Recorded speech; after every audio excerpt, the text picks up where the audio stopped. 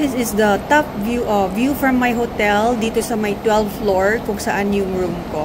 Makikita mo yung skyway na sinasabi ko. Tapos tall buildings everywhere. And ito yung sinasabi ko pala, no? Katabi lang ni Hop In si Apa Hotel. Ay shucks, umuulan! Paano ako lalabas? It's raining, guys. Magkano kaya taxi?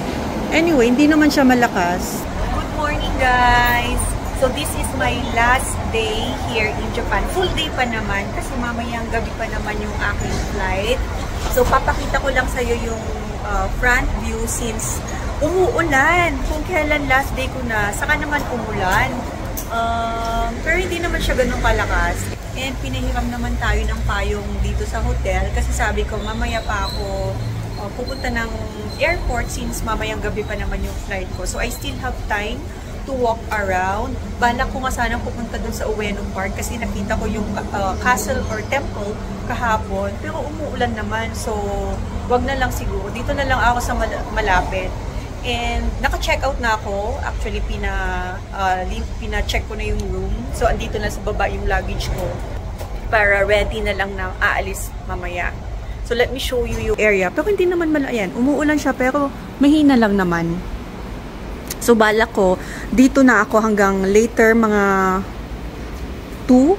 Kasi, mag-iikot-ikot lang muna ako dito. And then, dito na din ako magla-lunch. Since, of course, mas cheaper ang food dito kesa sa airport. O para sa airport, snack na lang ako. Sana tumigil ang ulan kasi dapat lalakarin ko from the hotel papunta dun sa Keisei Skyliner Station. Kaso paano ako maglalakad kung umuulan? Tas may payong naman akong dala. May personal din naman akong payong na dala. However, syempre maglalakad tayo. May bit-bit tayong luggage. So I don't know. Kung i-check ko na lang mamaya dito sa hotel, magkano kaya ang aabutin ng taxi pag magpahatid ako hanggang sa may train station. No choice pag hindi tumigil ang ulan. Guys, nakapayong na tayo and dito muna tayo maglalakad.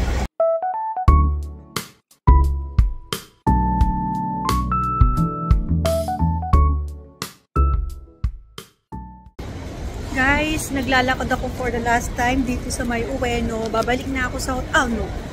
Dadaan lang ako sa isang fast food kung ano yung unang madaanan ko. Sana Burger King or McDo. Magti-take out na lang ako ng food para kainin ko na lang sa train.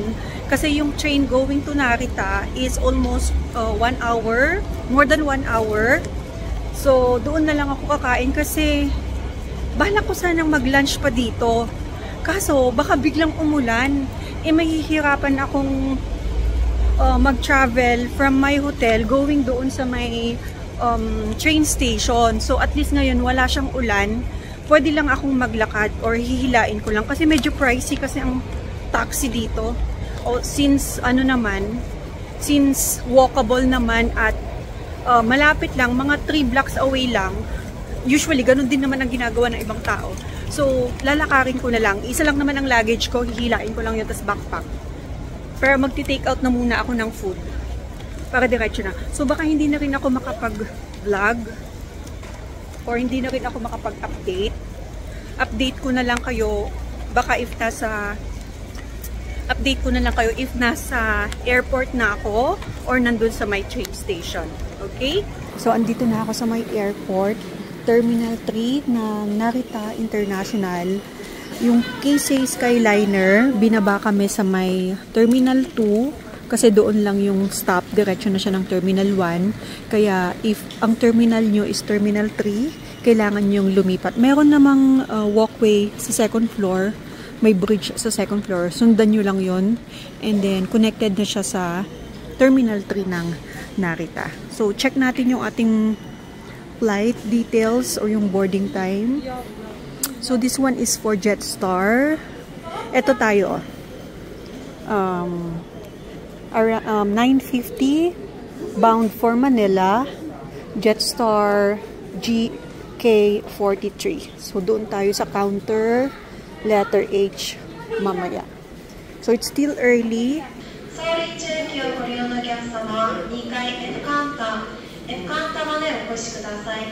It's currently 2:50 ng hapon. Philippine time pala to. Wait. And ang Japan naman is 3:51. So nakalimutan ko palang i-mention sa mga previous videos or vlogs ko. Ang Japan is 1 hour ahead sa Philippines. So ngayon, it's already almost 4 o'clock dito sa Japan and mag-3 o'clock pa lang dyan sa Philippines. So masyado pang maaga for our check-in. Pwede pa tayong maghanap ng place kung saan tayo pwedeng umupo. So doon muna tayo umupo. And ito ang Terminal 3 departure. Diretso siya hanggang doon. Buti dito lang yung Jetstar sa unang counter. So upo muna tayo, guys. Actually inaantok ako. Later ulit.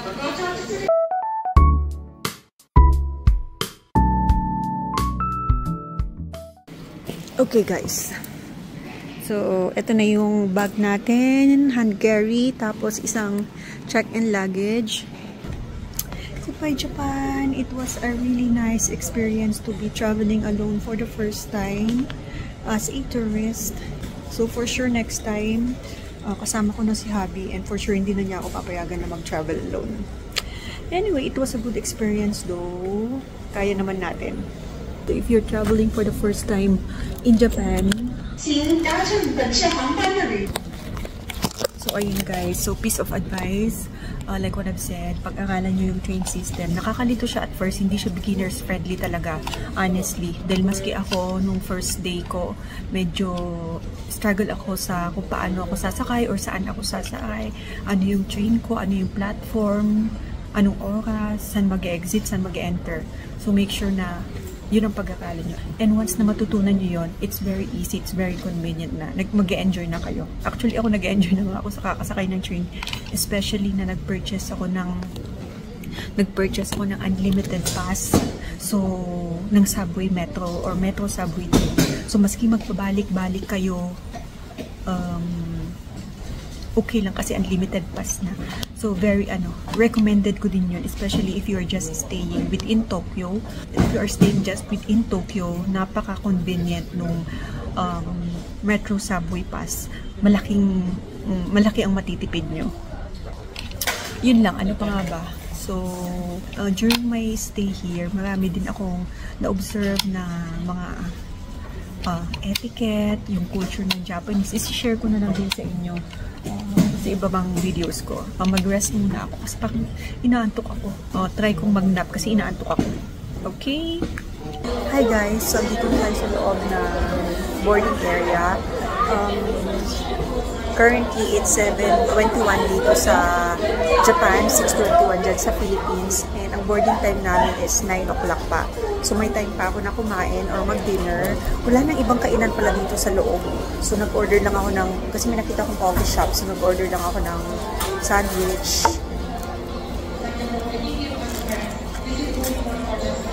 Bacon and egg sandwich. Ito yung dinner ko. Buong araw hindi ako kumain ng rice. Lagyan natin ng tabasco para sumarap. Iinom sana ako ng coffee. Kaso, gusto ko matulog sa airplane. Ito pa lang iinumin ko. Green tea.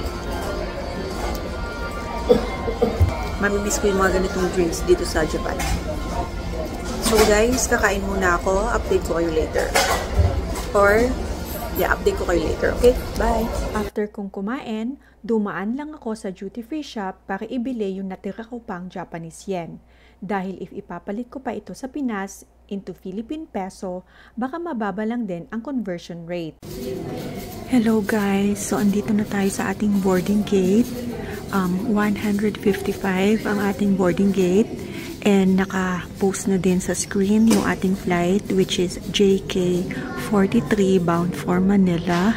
And our flight or departure time is 9:50. So most likely, baka 9 o'clock, 9:10, ganon, start na silang magpa-board ng mga passengers.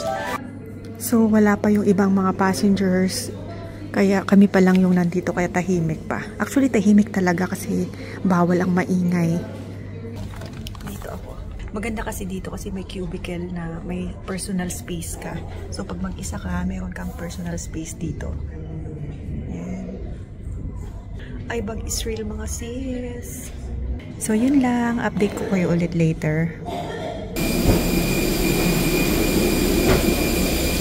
Hello!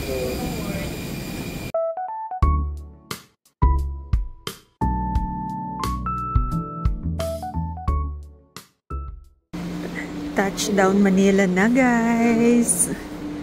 So that's it for my 5 nights and 6 days in Tokyo, Japan. Hopefully makabalik next time and doon naman tayo sa Kansai region. That's it for my Tokyo, Japan travel. See you on the next one. Arigato!